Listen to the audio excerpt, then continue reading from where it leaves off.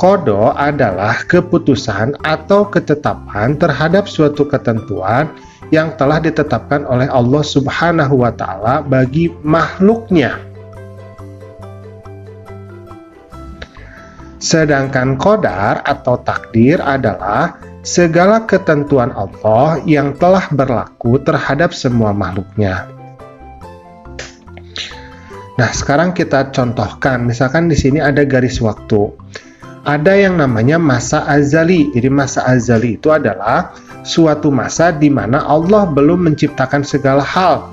Jadi hanya ada Allah saja. Nah, ketika masa azali, maka Allah itu menentukan nasib semua makhluknya.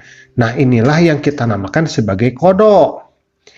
Tetapi dalam perjalanan waktunya, ketika segala hal itu mulai tercipta, maka manusia itu mampu merubah beberapa nasibnya. Melalui apa? Melalui ikhtiar dan doa. Nah, kemudian setelah terjadi hal tersebut, maka inilah yang kita namakan sebagai qadar.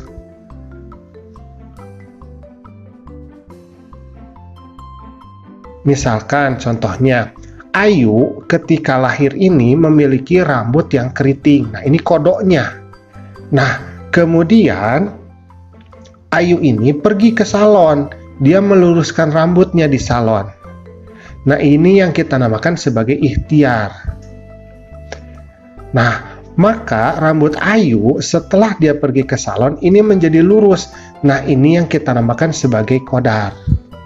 Gitu. Tapi tidak semua qada itu mampu dirubah. Ada beberapa qada yang memang tidak bisa dirubah.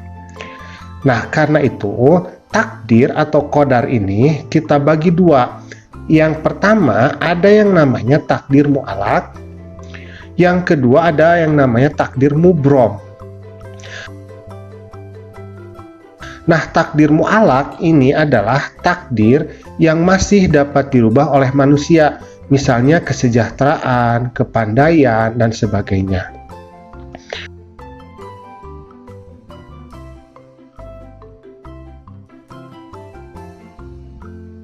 Nah, kalau takdir mubrom, ini takdir yang tidak dapat dirubah oleh manusia. Misalnya kelahiran, jadi seseorang tidak bisa memilih dilahirkan dari ibu yang mana, ayah yang mana, tidak bisa. Kematian, ya seseorang tidak bisa memilih apakah meninggalnya dalam keadaan seperti apa. Nah, itu tidak bisa kita memilihnya.